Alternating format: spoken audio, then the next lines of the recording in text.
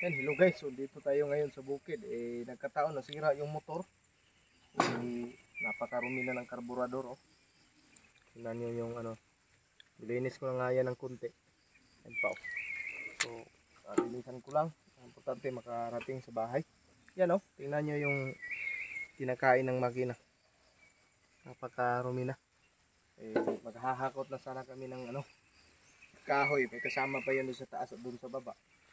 Nagkataong ayaw na umandar, walang lakas, kaya kailangan natin linisin. So kahit ang internal lang yung lilinisin, importante makaandar. Yan. So kita natin sa inyo yan. Oh. Yan na yung kinakain ng makina, kaya talagang ano na, kailangan na linisin. So mga initial lang paglilinis kasi importante makauwi, makaabot sa bahay at doon na ito i-finalize. Importante aandar siya. Okay. Yan ang ano. So siyempre dito ka sa bukid, pag meron ka mga motor na ganito, importante kahit na hindi maganda tingnan, hindi kaya masyadong luma, 11 years na. Ito yung pinakaunang motor ko. 11 years na ito, kaya ito na yung itsura niya dito pa sa bukid. So anuhin lang natin para pag umandar na, mas mainam na. Tapos simbol natin yung laman ng karburador.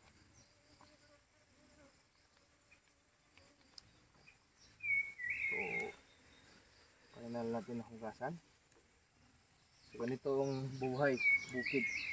Kasi pwedeng hindi ka marunong sa mga ganitong bagay kasi may iwan yung motor mo sa daan kung hindi ka matuto sa mga ganitong gawain. Itabi ko na ito kasi yan o. Palitan ko ng bagong gasolina. Ano yun na. So palayo si Garlio ha. Para matanggal na yung mga alikabok. So ito lang importante na malinis. Yan. Doon yung mga bolt. So i-ano ko muna. Pasimbol ko muna ito. Itong floater. Itong pin. At yung lock. So ito yung importante. So kahit ganito lang sura ng master ninyo, may kunting kaalaman tayo sa pag-aayos. Isipin nyo na lang, labing apat pa lang edad ko, naging pahinante na tayo ng truck. At may mga motor yung mga pinsan at mga kuya ko, kaya madaling matuto basta interesado ka sa lahat ng bagay. Yan. So, okay. Ano yan ah? Yan na yung floater. Oh. Yan. Pagkatapos, yung isa kanina. Rubber. So, ang rubber nito, yung gasket, ayan dito. So, punasan natin dito sa malinis na gasolina.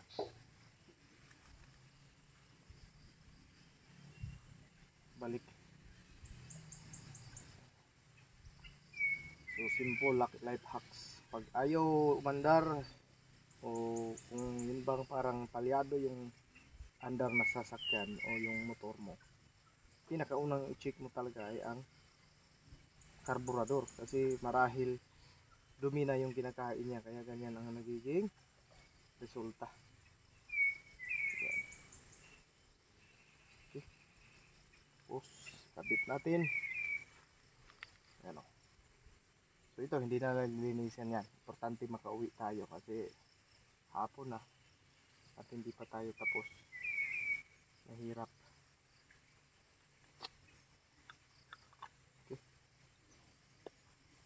Yan na nakasya na yung gasket. Balik natin yung mga nut at bolt. So tingnan nyo yung bago at saka ano. Ito yung sinisip-sip ng motor. Ito yung bagong gasolina sa kabila. Malinis. Okay. So napaka malaki ang diferensya.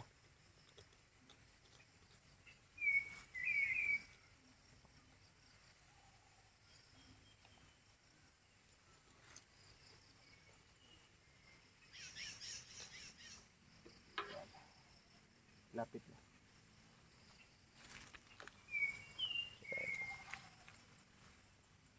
At least marumi siya tingnan sa labas.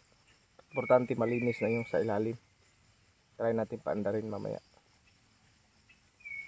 Okay, pwede na hipitan. Yan. Hindi siya pwedeng ihigpit mo agad ang yung isa. Kailangan pasunod-sunod yan. Okay. So, try na natin. Pero tingnan nyo. Dito naman sa rotor, itong tinatawag namin sugong sa Bisaya, yung sa oscillator, yan o. Masyadong marumi. Kaya ang gagawin natin dyan, punasan natin ng kaunti. Dapat yan is meron tayong dito fluid na oil na para lumambot ito. Ayan. Lagawin na ito. 5. Ha? 6 na. Okay na. So, balik natin. Yan. Kung naalala pa natin to. Yan. Medyo matagal na ako hindi nakaano nito guys. So, maalaman natin yan pag pumasok talaga. Meron tong tamang yun. Dapat kasi nakapasok. Yan. Sight natin doon sa gilid. Yun. So pag hindi siya makapasok sa loob ay walang play yung oscillator mo. Yan, tigas. Ito yan.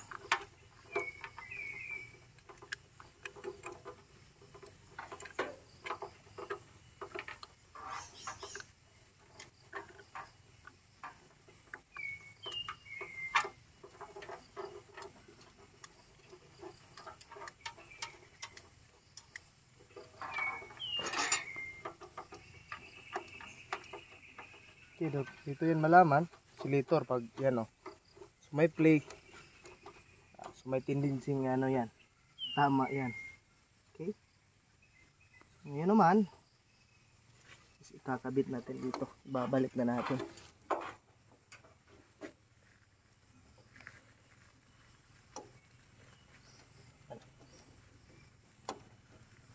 Okay, nyo lang ha. Okay.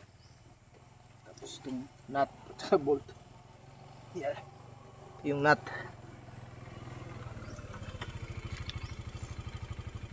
Yan, dumating yung natin. Isa sa butihing asungot. Badi-badi natin yan. Sasalaga natin sa bahay. Si Mr. Johnny. Siya yung tagadala nitong bukakang. Hindi pa siya marunong masyado dito.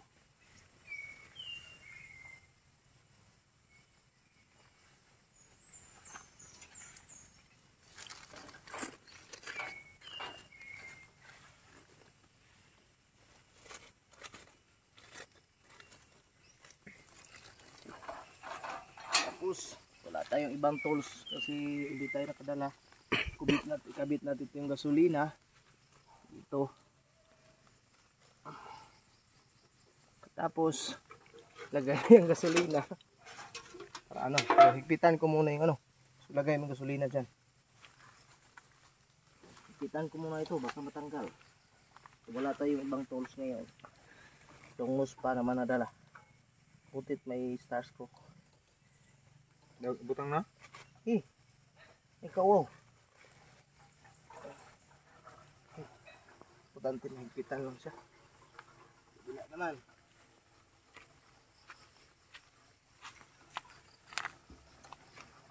Yan, mahirap long nose lang gamit natin. Pero kailangan nating tiisin kasi hindi tayo makauwi kung naiiwan ang motor. Okay. Iwan din ako pag hindi tayo umuwi. Ayan. Try na. Unahin natin. So, siyempre, purot-purot pa yan sa simula. Yung purot-purot, yung hindi pa andar na maayos. So, tiisin natin.